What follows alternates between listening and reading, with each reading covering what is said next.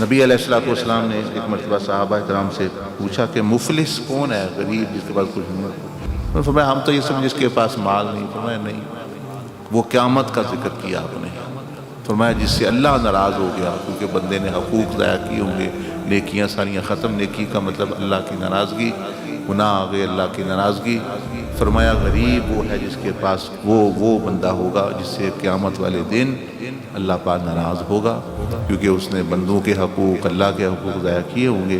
سب کچھ نیکیاں دنیا کی ہو کبھی چیزیں وہ چلی گئیں۔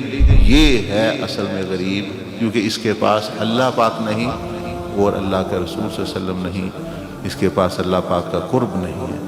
اور جس کے پاس وہ ہے وہ امیر شخص ہے، وہ بہت بڑا امیر ہے۔ اس سے زیادہ کون امیر ہو سکتا ہے کہ جس کا دوست ایسا ہے کہ کائنات کے خزانے اس کے پاس ہیں، اور وہ دوست بھی سخی ہے، اس کو دینے والا ہے۔